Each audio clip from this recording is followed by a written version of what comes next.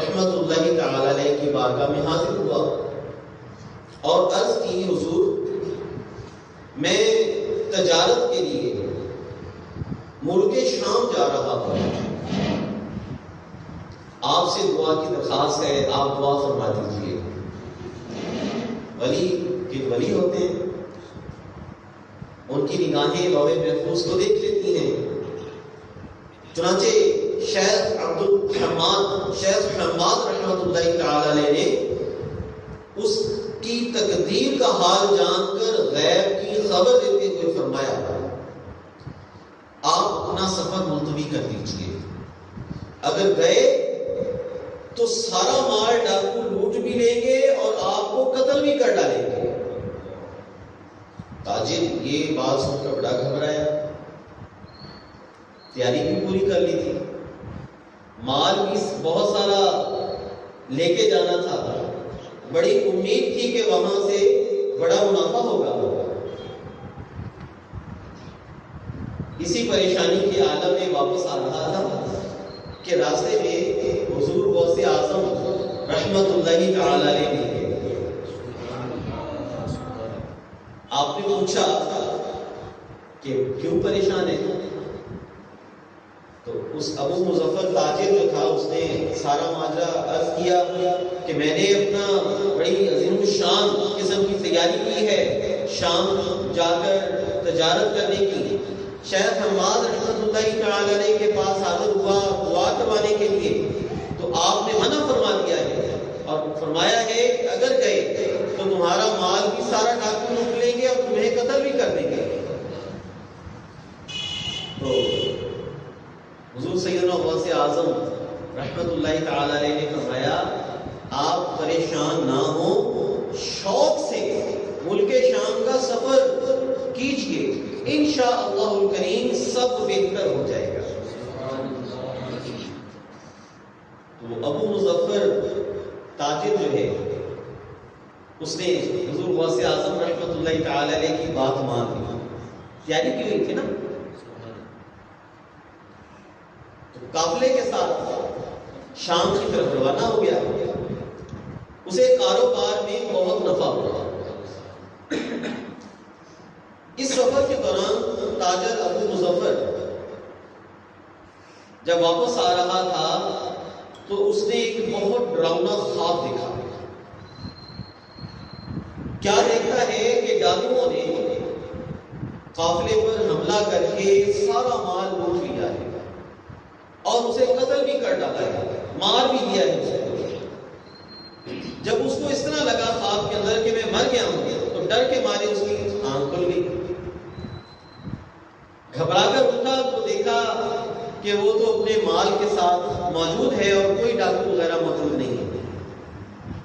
چنانچہ ایک کافی سارا منافع لے کر خوشی خوشی بغداد واپس آ گیا۔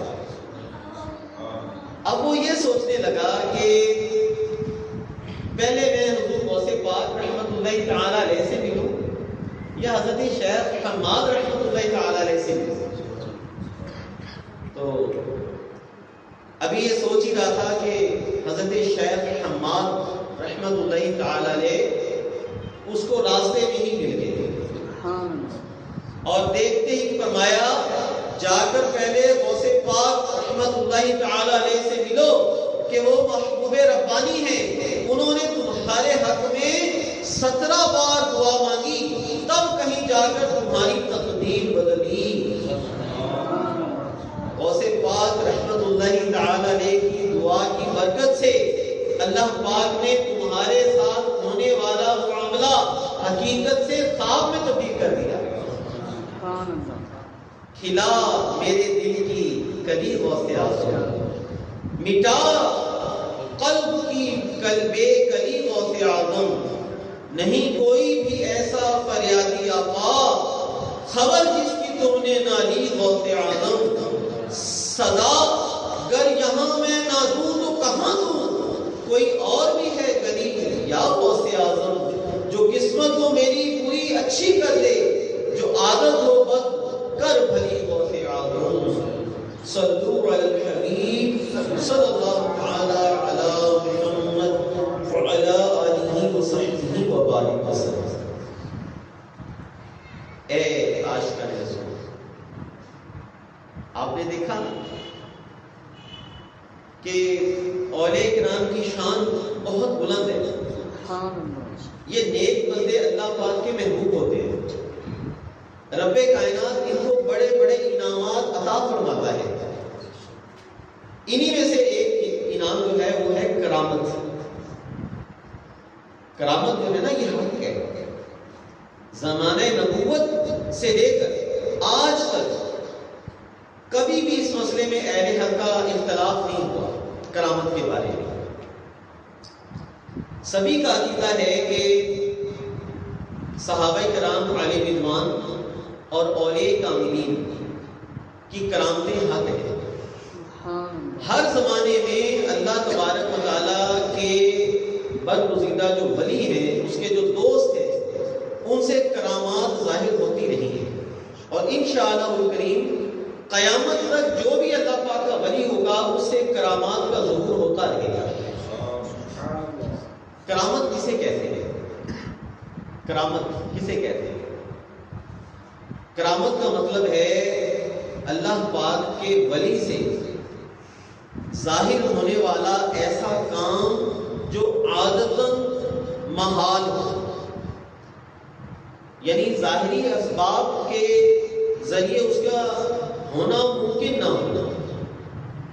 مثلا مردے کو زندہ کر دینا، کیا اس طرح ہوتا ہے؟ کبھی مردہ زندہ ہوتا ہے؟ یہ عادتاً ممکن نہیں ہے۔ اگر کوئی اللہ کا ولی اللہ تبارک و تعالیٰ کی عطا سے مردے کو زندہ کر دے تو اسے کرامت کہیں گے۔ ایسے ہی صرف ہاتھ لگا کر، آنکھ سے دیکھ کر لا علاج مریض کو شفا دے دینا، کسی آلے کے بغیر، مثلا موبائل وغیرہ کے بغیر، دور سے کسی کی بات سن لینا۔ مثال کے طور پر یہاں سے ساہیوال کوئی بات کرے، یہاں پر اللہ کو کوئی نیک بندہ اس کو سن لے بغیر موبائل کے، تو یہ کیا ہوگی؟ کرامت ہوگی۔ اسی طرح کسی کے دل کی بات کو جان لینا، یہ بھی کرامت ہے۔ کسی کی مدد کو پہنچ جانا، یہ بھی کرامت ہے۔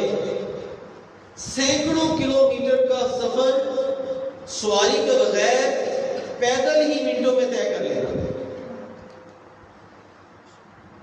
بریلی شریف سے تھوڑی دیر کے اندر ہی مدینہ شریف پہنچ جانا، اور مدینہ شریف سے تھوڑی دیر میں ہی دوبارہ پھر بریلی شریف آ جانا، یہ بھی کرامت ہے۔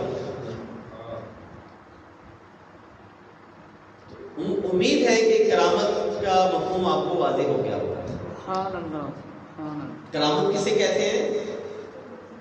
اللہ پاک کے ولی سے ظاہر ہونے والا ایسا کام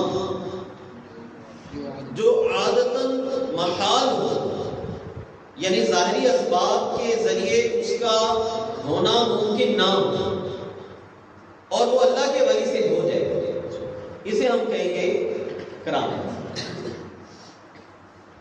اللہ بہت پیاری بات ہے، سبحان اللہ۔ دل سن کر دل باغ بلکہ باغ مدینہ ہو جائے گا۔ علامہ یوسف بن اسماعیل نبہانی رحمت اللہ تعالی علیہ فرماتے ہیں، ولی کی کرامت اصل میں نبی کا معجزہ ظاہر کرتی ہے۔ کیوں؟ اس لیے کہ ولی سے کرامت ظاہر ہونا اس نبی کے سچا ہونے کی دلیل ہوتا ہے، کہ جس نبی کا ماننے والا، جس نبی کا پیروکار اس کی یہ شان ہے، تو خود اس نبی کی شان و عظمت کا عالم کیا ہوگا۔ مزید لکھتے ہیں، جب بندہ اپنے نفس کو، اپنی نفسانی خواہشات کو مٹا کر ہر طرح سے اللہ پاک کی رضا میں راضی ہو جاتا ہے، وہی کام کرتا ہے جس میں اللہ پاک کی رضا ہو۔ جن کاموں سے اللہ پاک نے منع کیا ہے اس سے رک جاتا ہے۔ غرض کے اپنے آپ کو اللہ پاک کی مرضی میں فنا کر دیتا ہے تو اللہ تبارک و تعالیٰ پھر اس بندے کو اپنی رحمت عطا فرماتا ہے، اپنے فضل سے اس بندے کی مرضی کو پورا فرماتا ہے۔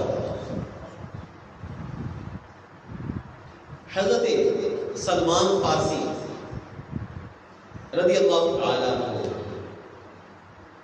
بڑے پیارے مشہور صحابی ہیں۔ ایک روز آپ مدائن شہر سے نکلے، آپ کا ایک مہمان بھی ساتھ تھا۔ راستے میں ایک جگہ جنگل سے گزر ہوا، جنگل میں ہرن چل پھر رہے تھے، پرندے اڑ رہے تھے۔ تو حضرت سیدنا سلمان فارسی رضی اللہ تعالی عنہ نے چاہا کہ مہمان کی مہمان نوازی کی جائے، چنانچہ آپ نے ہرن اور پرندوں کو پکارا، فرمایا اے ہرنیوں، اے پرندوں، تم میں سے ایک پرندہ اور ایک ہرن میرے پاس آ جائے، میں نے اپنے مہمان کی مہمان نوازی کرنی ہے، قربان جائیے۔ صحابی رسول حضرت سلمان فارسی رضی اللہ تعالی عنہ پر آپ کی آواز سنی تو ایک ہرن اور ایک پرندہ گردن جھکائے ادب سے خدمت میں حاضر ہو گئے۔ یہ منظر دیکھ کر وہ شخص بڑا حیران ہوا اور تعجب کی وجہ سے اس کی زبان سے بے اختیار نکلا سبحان اللہ۔ ہے نا عجیب معاملہ کہ آواز دی اے ہرنو، اے پرندو، تم میں سے ایک ہرن اور ایک پرندہ میری طرف آ جائے، اور آ بھی گیا۔ تو یہ منظر دیکھ کر بندہ کیا کہے گا؟ سبحان اللہ۔ حضرت سلمان فارسی رضی اللہ تعالیٰ عنہ نے کہا کہ تمہیں کیا حیرانی ہو رہی ہے؟ تم کس بات پر حیران ہو رہے ہو؟ کیا تم نے کوئی ایسا بندہ دیکھا ہے جو اپنے رب کی اطاعت کرتا ہو مگر یہ چیزیں جو انسان کی خدمت کے لیے بنی ہیں یہ چیزیں اس کی اطاعت نہ کریں؟ حضرت سلمان فارسی رضی اللہ تعالیٰ عنہ کا قول سنیے، آپ فرماتے ہیں اے بندے تعجب کی بات نہیں، کیا تم نے کبھی دیکھا ہے کہ جو اللہ کی اطاعت کرتا ہے تو یہ چیزیں، یہ ہرن، یہ پرندے، یہ تمام چیزیں جو انسان کی بھلائی کے لیے اللہ تبارک و تعالیٰ نے بنائی ہیں، یہ تمام چیزیں بھی اس کی اطاعت کرتی ہیں، اس کا کہنا مانتی ہیں۔ سبحان اللہ۔ معلوم ہوا کہ کرامت اللہ تبارک و تعالیٰ کا ایک فضل ہے اور اللہ پاک اپنے محبوب بندوں کو عطا کرتا ہے۔ بخاری شریف میں ایک حدیث قدسی ہے، کیا ہے؟ حدیث قدسی۔ اس حدیث شریف کو کہتے ہیں جس میں فرمان اللہ پاک کا ہو اور زبان پاک مصطفیٰ کریم صلی اللہ علیہ وآلہ وسلم کی ہو۔ دوسرے لفظوں میں آپ یوں سمجھ لیں کہ عام جو حدیث پاک ہوتی ہے اس میں کلام پیارے آقا صلی اللہ تعالی علیہ وآلہ وسلم کا ہوتا ہے اور اس کو روایت کرنے والے صحابہ کرام علیہ رضوان ہوتے ہیں، جبکہ حدیث قدسی کلام رب کریم کا ہوتا ہے اور اس کو بیان، اس کو روایت رسول رحمت شفیع امت صلی اللہ تعالی علیہ وآلہ وسلم اس کو روایت کرتے ہیں۔ آئیے بخاری شریف کی حدیث قدسی سنتے ہیں۔ حضرت ابو ہریرہ رضی اللہ تعالی عنہ سے روایت ہے، اللہ پاک کے پیارے نبی مکی مدنی رسول ہاشمی محمد عربی صلی اللہ تعالی علیہ وآلہ وسلم نے فرمایا، اللہ پاک فرماتا ہے جس نے میرے کسی ولی سے دشمنی رکھی میں اسے اعلان جنگ دیتا ہوں۔ بندہ جن ذرائع سے میرا قرب حاصل کرتا ہے ان میں میرا سب سے پسندیدہ ذریعہ فرائض ہے۔ کیا ہے؟ فرائض۔ فرائض مثلا نماز، روزہ، حج، زکوٰۃ وغیرہ، یہ سب سے جو اللہ تبارک و تعالیٰ کے قریب کرنے والے اعمال ہیں وہ یہ فرائض ہیں۔ اور میرا بندہ نوافل کے ذریعے میرا قرب حاصل کرتا رہتا ہے یہاں تک کہ میں اس سے محبت کرنے لگ جاتا ہوں۔ پھر جب میں اس سے محبت کرتا ہوں تو میں اس کے کان بن جاتا ہوں جس سے وہ سنتا ہے، میں اس کی آنکھیں بن جاتا ہوں جس سے وہ دیکھتا ہے، میں اس کے ہاتھ بن جاتا ہوں جس سے وہ پکڑتا ہے، میں اس کے پاؤں بن جاتا ہوں جن سے وہ چلتا ہے۔ اگر وہ مجھ سے مانگتا ہے تو میں اسے دیتا ہوں، اگر وہ میری پناہ لیتا ہے تو میں اسے پناہ دیتا ہوں۔ الحاج مفتی احمد یار خان نعیمی رحمۃ اللہ تعالی علیہ اس حدیث پاک کی شرح میں فرماتے ہیں، مطلب یہ ہے کہ جب بندہ اللہ پاک کا قرب حاصل کرتے کرتے اس کا محبوب ہو جاتا ہے تو اب بندہ فنا فی اللہ ہو جاتا ہے، جس سے خدائی طاقتیں یعنی اللہ تبارک و تعالیٰ کی دی ہوئی خاص طاقتیں اس کے اعضاء میں کام کرتی ہیں، اور وہ ایسے کام کر لیتا ہے جنہیں عقل سمجھ نہیں پاتی۔ پیرس کہتی ہے اولیاء کرام کے مبارک اعضاء میں اللہ تبارک و تعالیٰ کی دی ہوئی خاص طاقت کیسے رکھ دی جاتی ہے، وہ کیسے کام کرتی ہے، یہ بات ایک مثال سے سمجھاتے ہوئے حضرت علامہ عبد المصطفیٰ اعظمی رحمۃ اللہ تعالی علیہ فرماتے ہیں، دیکھیے لوہا، کس بات کی میں وضاحت کرنے لگا ہوں، مثال کس چیز کی دینے لگا ہوں کہ اللہ پاک کا جو ولی ہوتا ہے اس کے جو اعضاء ہوتے ہیں، یہ حدیث قدسی سنائی نا میں نے آپ کو کہ اللہ پاک فرماتا ہے جب میرا بندہ میرا قرب حاصل کر لیتا ہے تو پھر میں اس کے کان بن جاتا ہوں جن سے وہ سنتا ہے، پھر میں اس کی آنکھیں بن جاتا ہوں جس سے وہ دیکھتا ہے، پھر میں اس کے ہاتھ بن جاتا ہوں جس سے وہ پکڑتا ہے، پھر میں اس کے پاؤں بن جاتا ہوں جس سے وہ چلتا ہے۔ تو یہ جو طاقت اللہ تبارک و تعالیٰ کی دی ہوئی طاقت اس بندے کے ہاتھوں میں، اس بندے کے پاؤں میں، اس بندے کے آنکھوں میں، اس بندے کے ہاتھوں میں جو اللہ تبارک و تعالیٰ کی طاقت آ جاتی ہے، دی ہوئی طاقت آ جاتی ہے، وہ کیسے آتی ہے، اس کی وضاحت کرتے ہوئے حضرت علامہ عبد المصطفیٰ اعظمی رحمۃ اللہ تعالی علیہ فرماتے ہیں، دیکھیے لوہا جلاتا نہیں ہے، جلاتا نہیں ہے، لوہے نے کبھی جلایا کسی کو؟ بالکل ٹھنڈا ہوتا ہے، اس کا رنگ کالا ہوتا ہے، لیکن چند منٹ کے لیے اس کو آگ میں رکھ دیں تو آگ اس لوہے کو اپنی گرمی اور اپنا رنگ عطا کر دیتی ہے۔ لوہا آگ کی طرح سرخ اور گرم ہو جاتا ہے۔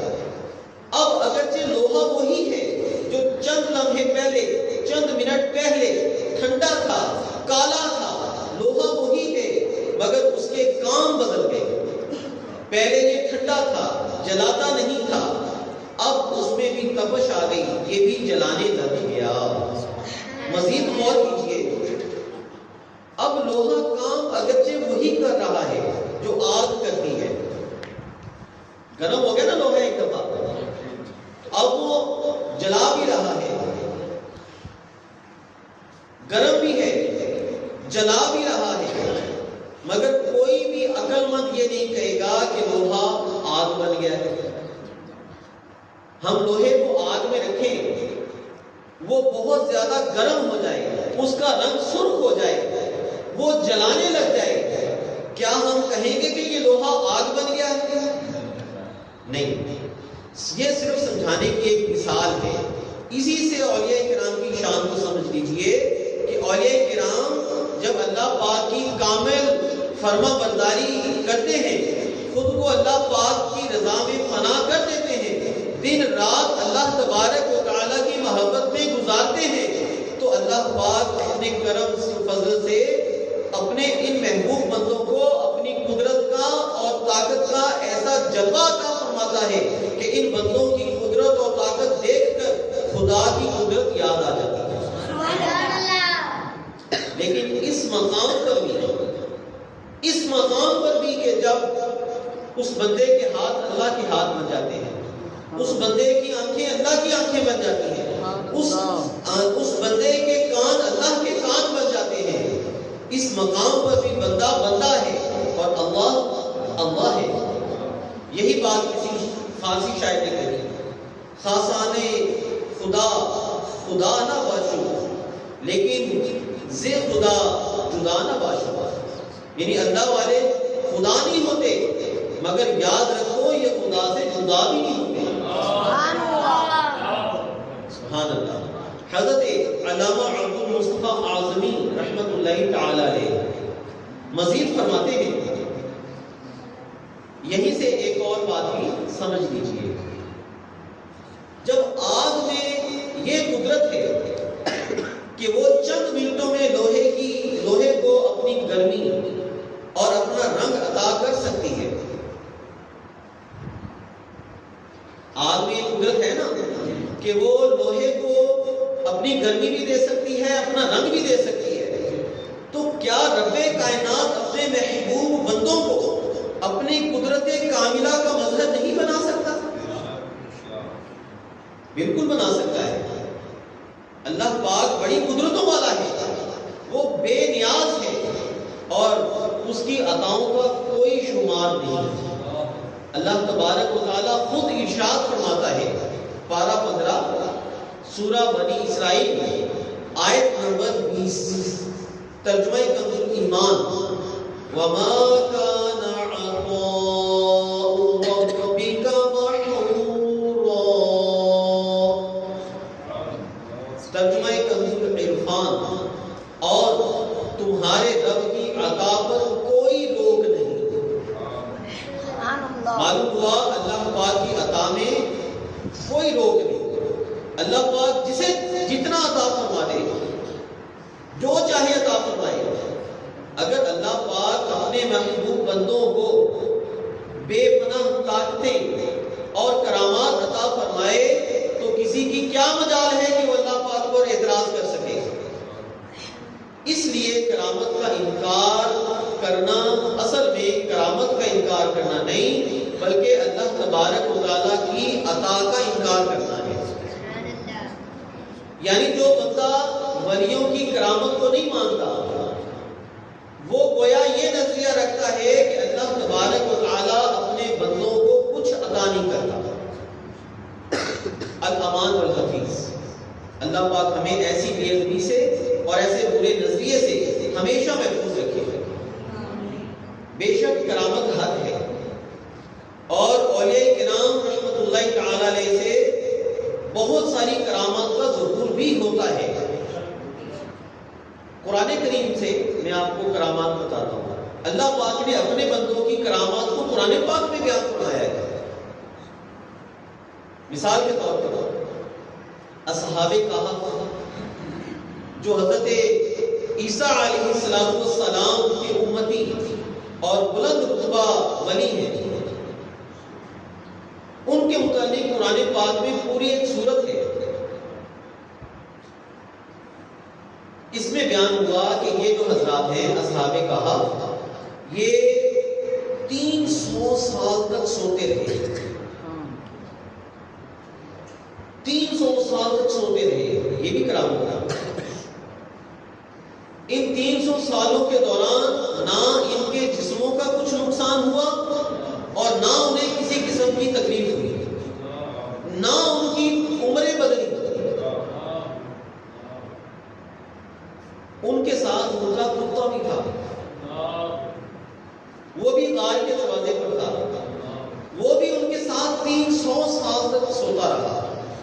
اسے بھی کوئی تکلیف نہیں پہنچی۔ امام فخر الدین رازی رحمۃ اللہ تعالی علیہ فرماتے ہیں اتنا لمبا عرصہ سوتے رہنا، ان کے جسموں میں کوئی تبدیلی نہ ہونا، پھر صحیح سلامت جاگ جانا، یہ اصحاب کہف کی کرامت ہے۔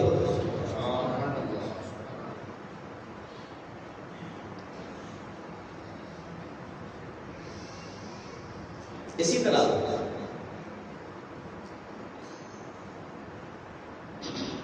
غوث پاک کی بچپن شریف کی کرامات پیش کرتا ہوں۔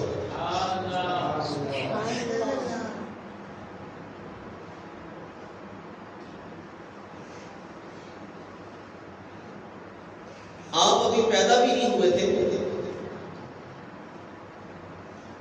آپ کی اس وقت کی میں آپ کو کرامت پیش کرتا ہوں۔ حضرت غوث پاک رحمت اللہ تعالی علیہ ابھی اپنی ماں کے پیٹ میں تھے، آپ کی امی جان کو چھینک آتی، وہ الحمدللہ کہتی ہے تو پیٹ سے آواز آتی یرحمک اللہ۔ یہ ہے کرامت۔ اندازہ لگا لیجئے آج کتنے ایسے لوگ ہوں گے جنہیں چھینک کا جواب دینا آتا ہے، بلکہ کتنے ایسے ہیں جنہیں یہ معلوم ہے کہ چھینک کا بھی جواب دینا ہوتا ہے۔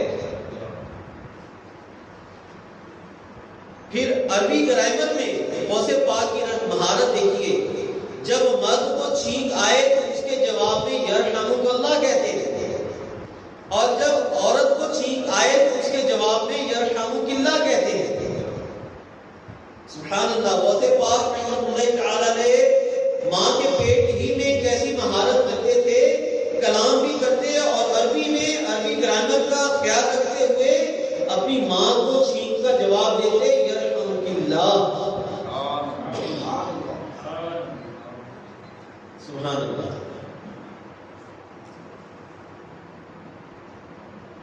اسی طرح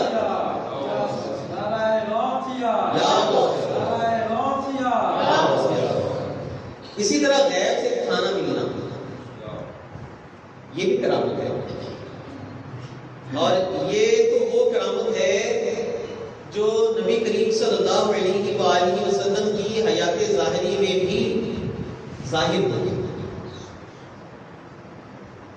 جی ہاں، سیدہ فاطمہ الزہرا خاتون جنت رضی اللہ تعالی عنہا کے لیے غیب سے کھانا آنے کی حکایت سنی۔ قحط کے زمانے میں، قحط کا زمانہ تھا، رحمت عالم صلی اللہ تعالی علیہ وآلہ وسلم نے بھوک محسوس کی تو شہزادی رسول حضرت بی بی فاطمہ زہرا رضی اللہ تعالی عنہا نے ایک برتن میں ایک روٹی اور 2 روٹیاں ایثار کرتے ہوئے، یعنی صرف ان کے پاس یہی تھا، ایثار کرتے ہوئے حضرت بی بی فاطمہ زہرا رضی اللہ تعالی عنہا نے 2 روٹیاں اور ایک روٹی تھوڑا سا سالن بارگاہ رسالت میں بھیج دیا۔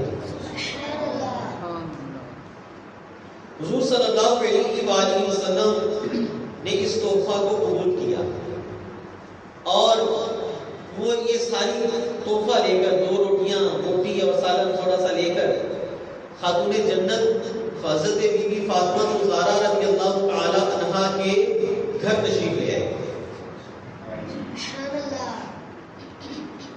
اور فرمایا اے میری بیٹی ادھر آؤ۔ حضرت بی بی فاطمہ رضی اللہ تعالی عنہا نے جب اس برتن کو کھولا تو آپ یہ دیکھ کر حیران رہ گئی کہ وہ برتن روٹیوں اور بوٹیوں سے بھرا ہوا تھا۔ حضور اکرم صلی اللہ علیہ وآلہ وسلم نے پوچھا انا لاکی ہادا، یعنی یہ سب تمہارے لیے کہاں سے آیا؟ بی بی فاطمہ رضی اللہ تعالی عنہا نے عرض کیا ہوا من عند اللہ ان اللہ یرزق من یشاء بغیر حساب، یعنی یہ اللہ کے پاس سے ہے، بے شک اللہ جسے چاہے بے گنتی دے۔ پھر حضور اقدس صلی اللہ علیہ وآلہ وسلم نے مولا علی، حضرات حسن و حسین حسین اور دوسرے اہل بیت رضی اللہ تعالی عنہم کو جمع فرما کر سب کے ساتھ کھانا تناول فرمایا. سبحان اللہ.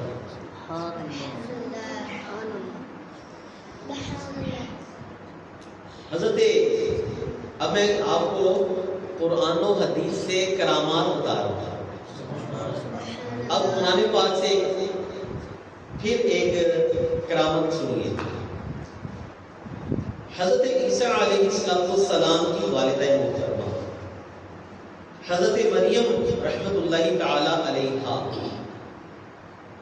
کی ایک کرامت قرآن مجید میں ذکر ہوئی. چنانچہ پارہ 16 سورہ مریم میں یہ واقعہ ہے کہ جب حضرت عیسیٰ علیہ السلام کی ولادت کا وقت قریب آیا، حضرت مریم رحمت اللہ تعالی علیہا اکیلی تھی. آپ کو کچھ کھانے کی حاجت تھی، یعنی بھوک لگی ہوئی تھی اور کمزوری کے آثار تھے. آپ کے قریب ہی کھجور کا ایک سوکھا ہوا تنا تھا. درخت نہیں تھا کھجور کا، کھجور کا سوکھا ہوا تنا تھا. اس پر پتے بھی نہیں تھے، خالی تنا تھا. حضرت مریم رحمت اللہ تعالی علیہا کو حکم ہوا وَهُزِّي إِلَيْكِ بِجِذْعِ النَّخْلَةِ تُسَاقِطْ عَلَيْكِ رُطَبًا جَنِيًّا. ترجمہ کنز عرفان. اور کھجور کے تنے کو پکڑ کر اپنی طرف ہلاؤ، وہ تم پر عمدہ تازہ کھجوریں گرائے گا. حضرت سیدنا عبداللہ بن عباس رضی اللہ تعالی عنہما فرماتے ہیں وہ تنا بالکل خشک تھا. جب حضرت مریم رحمت اللہ تعالی علیہ نے اسے حضرت دی تو آپ نے تنے کے اوپر دیکھا، وہاں ٹہنیاں نکل آئی تھیں، پھر ان پر پھول لگے، پھول کچی کھجوروں میں تبدیل ہوئے، ان پر رنگ آیا، چھوالے بنے، پھر پک گئیں اور تازہ رس دار کھجوریں بن کر آپ رحمت اللہ تعالی علیہ کے سامنے گرنے لگی. جب پھل اوپر سے جب نیچے گرتا ہے تو پھٹتا ہے، لیکن حضرت سیدنا عبداللہ بن عباس رضی اللہ تعالی عنہما فرماتے ہیں کہ تازہ رسدار کھجوریں بن کر آپ کے سامنے گرنے لگی، کوئی بھی ان میں سے پھٹتی نہیں تھی. اور یہ سب کچھ حضرت مریم رحمت اللہ تعالی علیہا کا درخت کے تنے کو ہلانا، اس پر ٹہنیاں لگنا، ان پر پتے لگنا، ان پر پھول آنا، پھول سے کھجوروں کا بننا، کھجوروں کا پکنا اور پھر نیچے گرنا اور نہ پھٹنا، یہ سب کچھ پلک جھپنے کی دیر میں ہوا. پتہ چلا کہ اور اللہ پاک کے ولی کے ہاتھ لگنے کی برکت سے خشک تنے ہرے ہو جاتے ہیں، باغ کھلتے ہیں، پھل پھول لگتے ہیں. ان کے ہاتھوں کی برکت سے خشک سالی دور ہوتی ہے. یہ بھی کرامت ہے اور اس کا ذکر بھی کہاں ہوا؟ قرآن پاک میں. آئیے حضور غوث پاک رحمت اللہ تعالی علیہ کی ایک دعا کا اثر سناتا ہوں. شیخ ابو مظفر اسماعیل بن علی رحمت اللہ تعالی علیہ فرماتے ہیں میرے پاس 2 کھجور کے درخت تھے جو بالکل خشک تھے. 4 سال سے ان پر پھل نہیں لگا تھا. میں انہیں کاٹنے کی سوچ رہا تھا کہ یوں ہوا میری قسمت چمکی. حضور غوث پاک رحمت اللہ تعالی علیہ میرے باغ میں تشریف لائے. آپ نے ایک کھجور کے درخت کے نیچے وضو فرمایا اور دوسرا جو کھجور کا درخت تھا سوکھا ہوا اس کے نیچے آپ نے نماز ادا فرمائی. پھر مجھے دعا دی اللہ پاک تمہاری زمین، تمہارے درہم، تمہارے پیمانے اور تمہارے مویشیوں میں برکت دے۔ کتنی چیزوں کے بارے میں فرمایا؟ اللہ پاک تمہاری زمین، تمہارے درہم، تمہارے پیمانے اور تمہارے مویشیوں میں برکت دے۔ آپ رحمت اللہ تعالی علیہ کی دعا کی یہ برکت ہوئی کہ اس سال میری آمدنی پہلے سے کئی گنا زیادہ بڑھا۔ میں 1 درہم کا کاروبار کرتا تو کئی گنا منافع ملتا۔ میں نے گندم کی 100 بوریاں جمع کی، ان میں سے میں نے 50 صدقہ کر دی، باقی میں سے میں استعمال کرتا رہا، پھر گنتی کی تو وہ 100 کی 100 موجود تھی۔ اسی طرح میرے مویشی اتنے ہو گئے کہ ان کی گنتی نہیں ہوتی تھی، اور آپ کی دعا کی یہ برکت سال ہر سال مجھے نصیب رہی۔ اے عاشقان رسول، فاصلے سمٹ جانا بھی کرامت ہے۔ فاصلے کا سمٹ جانا بھی کرامت ہے۔ اولیاء کرام کی وہ کرامات جن کا ذکر قرآن کریم میں آیا ہے، ان میں سے ایک کرامت حضرت سلیمان علیہ السلام کے صحابی حضرت آصف بن برخیہ رحمت اللہ تعالی علیہ کی ہے۔ پارہ نمبر 19 سورہ نمل اور آیت نمبر 40۔ پارہ نمبر 19 سورہ نمل آیت نمبر 40۔ اس کا واقعہ کا خلاصہ بیان کرتا ہوں۔ ملکہ بلقیس پہلے غیر مسلم تھی، سورج کی پوجا کیا کرتی تھی، ملک یمن کی ملکہ تھی۔ حضرت سلیمان علیہ السلام کو جب ان کے متعلق خبر ہوئی تو آپ نے اسے خط لکھا اور اسلام قبول کرنے کی دعوت دی۔ اب حضرت ملکہ بلقیس رحمت اللہ تعالی علیہا اسلام قبول کرنے کی نیت سے حضرت سلیمان علیہ السلام کی طرف روانہ ہوئی۔ ملکہ بلقیس کا ایک تخت تھا، انہوں نے وہ 7 محلات میں سے سب سے پچھلے محل میں رکھا، 7 کے 7 دروازوں پر تالے لگوا دیے۔ ملکہ بلقیس کا لشکر حضرت سلیمان علیہ السلام سے تقریباً 3 میل کے فاصلے پر تھا۔ اس وقت حضرت سلیمان علیہ السلام نے اپنے درباریوں سے فرمایا، کون ہے جو ملکہ بلقیس کا تخت لے کر آئے گا؟ ایک جن نے کہا، میں دربار کا وقت ختم ہونے سے پہلے حاضر کر دوں گا۔ حضرت سلیمان علیہ السلام نے فرمایا، میں اس سے بھی جلدی چاہتا ہوں۔ اب حضرت آصف بن برخیہ رحمت اللہ تعالی علیہ نے عرض کیا، اب یہ قرآن پاک کے الفاظ،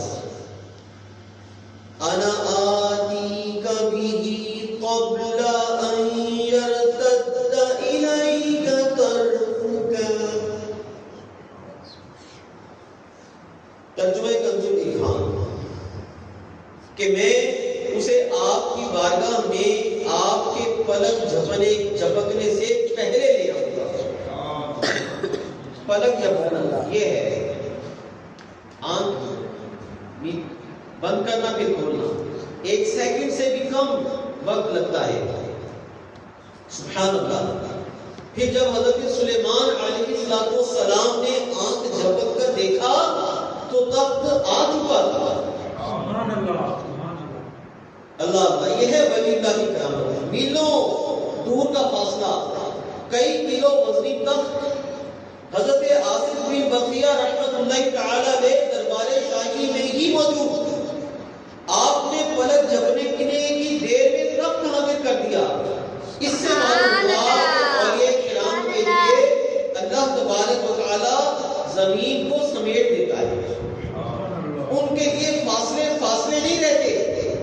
سینکڑوں کلومیٹر کا فاصلہ لمحہ بھر میں طے کر لیا کرتے ہیں.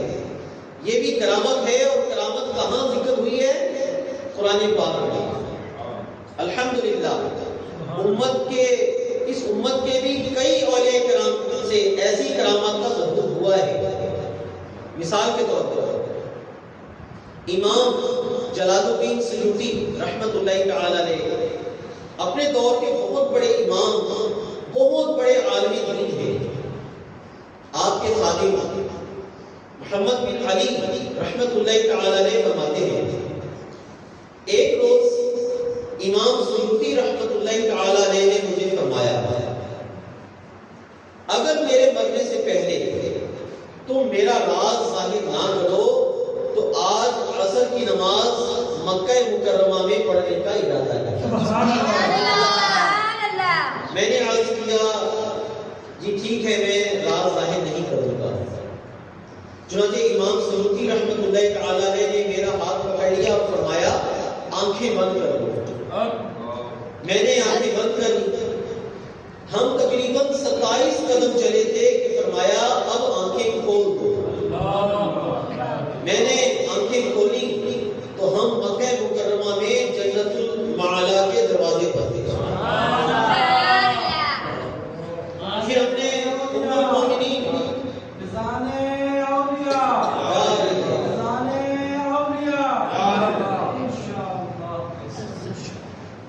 ہم نے ام المؤمنین حضرت خدیجہ کبریٰ رضی اللہ تعالی عنہا کے مزار پاک کی زیارت کی. پھر ہم حرم پاک میں پہنچے، طواف کیا، زمزم شریف لیا، پھر مقام ابراہیم کے قریب بیٹھے رہے، پھر عصر کی نماز پڑھی. یہ سب کچھ کر لینے کے بعد امام سیوطی رحمت اللہ تعالی علیہ نے مجھے یعنی اپنے خادم محمد بن علی رحمت اللہ تعالی علیہ کو فرمایا اگر چاہو تو میرے ساتھ واپس چلو ورنہ حاجیوں کے ساتھ آ جانا. میں نے عرض کیا حضور کے ساتھ ہی چلوں گا. چنانچہ ہم جنت المعلا کے دروازے تک آئے. امام سیوطی رحمت اللہ تعالی علیہ نے فرمایا آنکھیں بند کر لو. میں نے آنکھیں بند کر لی. تھوڑی دیر کے بعد فرمایا آنکھیں کھول دو. میں نے آنکھیں کھولی تو ہم واپس مصر پہنچ چکے تھے. ہمارے آقا اعلیٰ حضرت امام اہل سنت امام احمد رضا خان رحمت اللہ تعالی علیہ ہر جمعرات کو بریلی سے مدینہ شریف تشریف لے جائے گا. شریفہ اعلیٰ حضرت مولانا جمیل رضوی کے بیٹے مولانا حمید الرحمان رحمت اللہ تعالی علیہ فرماتے ہیں میں چھوٹا بچہ تھا. مجھے اچھی طرح یاد ہے کہ اعلیٰ حضرت رحمت اللہ تعالی علیہ مجھ سے بھی اور ہر بچے سے آپ کہہ کر گفتگو فرماتے ہیں.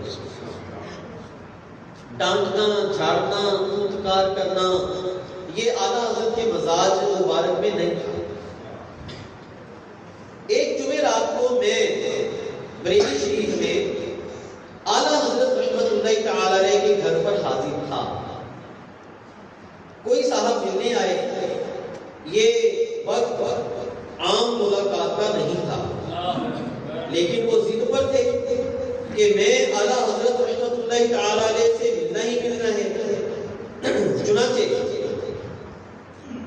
میں اعلیٰ حضرت رحمت اللہ تعالی علیہ کے خاص کمرے میں پیغام دینے چلا گیا. مگر کمرے میں تو کیا پورے مقام میں اعلیٰ حضرت کہیں نظر نہیں آئے.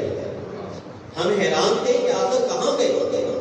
کسی شج و پنج میں ہم کھڑے تھے کہ اعلیٰ حضرت رحمت اللہ تعالی علیہ اپنے کمرہ خاص سے باہر تشریف لے گئے. سب حیران رہے اور پوچھنے لگے کہ جب ہم نے تلاش کیا تو آپ کہیں نظر نہیں آئے. اب آپ کمرے ہی سے باہر تشریف لائے ہیں، اس میں کیا راز ہے؟ لوگوں کے بار بار پوچھنے پر فرمایا الحمدللہ میں ہر جمعرات کو اس وقت اپنے اسی کمرے سے مدینہ منورہ حاضری دینے جاتا ہوں. جہاں سے چاہیں مدینہ کو جا نکلتے ہیں، ہمیں زمین پہ سفر کی اجازت ایسی ہے۔ صلو علی الحبیب صلی اللہ تعالی علی محمد وعلی آلہ وصحبہ وبارک وسلم۔ محترم اور پیارے اسلامی بھائیوں،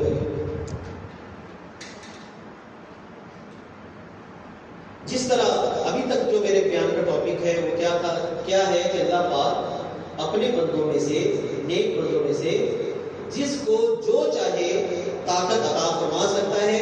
اللہ تبارک و تعالیٰ کی عطا پر کوئی روک نہیں ہے۔ جس طرح اولیاء کرام رحمت اللہ تعالی علیہ کو کرامات عطا کی جاتی ہیں، ایسے ہی انہیں مخلوق کا مددگار بھی بنایا جاتا ہے۔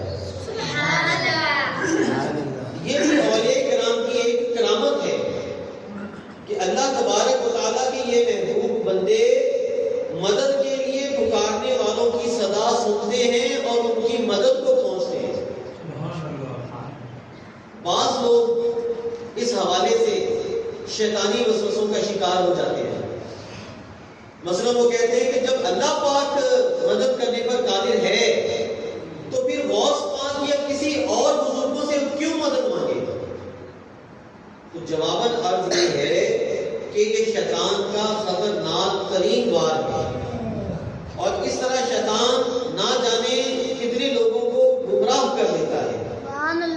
حالانکہ اللہ پاک نے کسی غیر سے مدد مانگنے سے منع ہی نہیں فرمایا، بلکہ قرآن کریم میں جگہ جگہ اللہ پاک نے دوسروں سے مدد مانگنے کی اجازت دی ہے۔ سبحان اللہ۔ غوث پاک یا کسی اور بزرگ کا مدد کرنا غیر اللہ کی مدد ہے ہی نہیں، یہ اللہ پاک ہی کی مدد ہے۔ غوث پاک بھی مدد فرماتے ہیں تو اپنی طاقت سے نہیں، بلکہ اللہ تبارک و تعالیٰ کی عطا کردہ طاقت سے مدد فرماتے ہیں۔ دیکھیے غزوہ بدر کے موقع پر اللہ پاک نے فرشتوں کو مدد کے لیے بھیجا۔ اللہ پاک فرماتا ہے پارہ 9 سورہ الانفال آیت نمبر 12، اِذْ يُوحِي رَبُّكَ إِلَى الْمَلَائِكَةِ أَنِّي مَعَكُمْ فَثَبِّتُوا الَّذِينَ آمَنُوا۔ ترجمہ کنز العرفان، یاد کرو اے حبیب جب تمہارا رب فرشتوں کو وحی بھیجتا تھا کہ میں تمہارے ساتھ ہوں، تم مسلمانوں کو ثابت قدم رکھو۔ تو یہاں دیکھیے فرشتے بھی غیر اللہ ہیں۔ اللہ پاک نے خود فرشتوں کو فرمایا اے فرشتوں ایمان والوں کو ثابت قدم رکھو، میں تمہارے ساتھ ہوں۔ تو غور فرمائیے اللہ پاک نے فرشتوں کو بھیجا۔ اللہ پاک چاہتا تو فرشتوں کے بغیر ہی مدد فرماتا، اللہ پاک چاہتا تو کافر اپنے گھروں میں ہی اونٹے ہو جاتے، میدان بدر میں آ ہی نہ سکتے، مگر اللہ تبارک و تعالیٰ نے فرشتوں کو کیوں بھیجا؟ اس لیے کہ وہ اللہ ہے، وہ رب ہے، وہ قدرتوں والا ہے، وہ جو چاہتا ہے کرتا ہے، کوئی اسے پوچھنے کی ہمت نہیں کر سکتا۔ پھر غور فرمائیے غزوہ بدر میں مدد کرنے کون آیا؟ ابھی میں نے بتایا آپ کو کون آیا؟ فرشتے آئے۔ لیکن اللہ پاک فرماتا ہے پارہ 4 سورہ آل عمران آیت نمبر 123، وَلَقَدْ نَصَرَكُمُ اللَّهُ بِبَدْرٍ۔ ترجمہ کنز العرفان، اور بے شک اللہ نے بدر میں تمہاری مدد کی۔ سبحان اللہ۔ پارہ 9 سورہ انفال آیت نمبر 12 میں اللہ پاک ارشاد فرماتا ہے کہ ہم نے فرشتوں کو بھیجا مسلمانوں کی مدد کے لیے۔ اور پارہ 4 سورہ آل عمران آیت نمبر 123 میں اللہ پاک ارشاد فرماتا ہے بے شک اللہ نے بدر میں تمہاری مدد کی۔ تو مدد کرنے اللہ پاک کیا فرماتا ہے؟ اللہ نے مدد کی تو معلوم ہوا اللہ پاک کے مقرب بندے اللہ تبارک و تعالیٰ کی عطا سے، اللہ پاک کی دی ہوئی طاقت سے مدد کریں تو یہ مدد غیر اللہ کی مدد نہیں بلکہ یہ اللہ پاک ہی کی مدد ہے جو وہ اپنے بندوں کے ذریعے کرواتا ہے۔ حدیث پاک میں بندوں سے مدد مانگنے کی باقاعدہ ترغیب موجود ہے۔ 3 فرامین مصطفیٰ کریم صلی اللہ علیہ وآلہ وسلم سنیے۔ پہلا فرمان علی شان کس بارے میں؟ بندوں سے مدد مانگنے کے بارے میں۔ پہلا فرمان علی شان، میرے رحم دل امتیوں سے، میرے رحم دل امتیوں سے حاجتیں مانگو رزق پاؤ گے۔ یہ جامع صحیح کی حدیث پاک ہے۔ دوسرا فرمان علی شان معجم کبیر میں روایت ہے، بھلائی اور اپنی حاجتیں اچھے چہرے والوں سے مانگو۔ سبحان اللہ۔ تیسرا فرمان علی شان یہ بھی معجم کبیر میں روایت ہے، پیارے آقا صلی اللہ علیہ وآلہ وسلم نے ارشاد فرمایا، جب تم میں سے کسی کی کوئی چیز گم ہو جائے، کوئی چیز گم ہو جائے یا راہ بھول جائے اور مدد چاہے اور ایسی جگہ ہو جہاں پر کوئی یار و مددگار نہ ہو تو اسے چاہیے کہ یوں پکارے، یا عباد اللہ اغیثونی، یا عباد اللہ اغیثونی، سبحان اللہ، اے اللہ کے بندو میری مدد کرو، اے اللہ کے بندو میری مدد کرو، کہ اللہ پاک کے کچھ بندے ہیں جنہیں یہ نہیں دیکھتا۔ سبحان اللہ۔ عظیم محدث شارح صحیح مسلم علامہ نووی رحمت اللہ تعالی علیہ فرماتے ہیں، خود مجھے اس حدیث شریف کا تجربہ ہوا ہے۔ ہم چند لوگ ایک مرتبہ کہیں سفر پر تھے، ہمارا جانور ہم سے چھوٹ کر بھاگ گیا، ہم نے اسے پکڑنے کی بہت کوشش کی مگر ناکام رہے۔ اس وقت میں نے یوں ہی پکارا، اے اللہ پاک کے بندو میری مدد کرو، بس اتنا کہنا تھا کہ وہ جانور رک گیا اور ہم اسے پکڑ کر آگے روانہ ہو گئے۔ بہرحال پیارے اسلامی بھائیوں، مصیبت آئے، پریشانی آئے، کوئی مشکل ہو، حضور غوث پاک رحمت اللہ تعالی علیہ کو پکارنے، آپ سے مدد مانگنے میں کوئی حرج نہیں۔ سبحان اللہ۔ صدیاں گزر گئے، بڑے بڑے اولیاء کرام علیہ رحمت اللہ علیہ، علماء کرام غوث پاک اور دوسرے بزرگوں کو اللہ پاک کی مدد کا مظہر سمجھ کر انہیں پکارتے، ان سے مدد مانگتے آئے ہیں، اور الحمدللہ بارہا کا تجربہ ہے کہ اللہ والوں سے مدد چاہیں تو یہ مدد فرماتے ہیں۔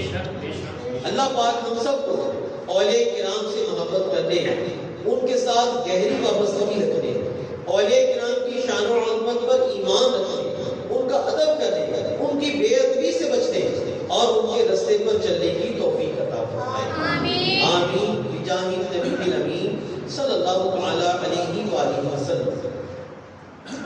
بیان کو اختتام کی طرف لاتے ہوئے سنت کی فضیلت اور چند آداب زندگی بیان کرنے کی سعادت حاصل کرتا ہوں۔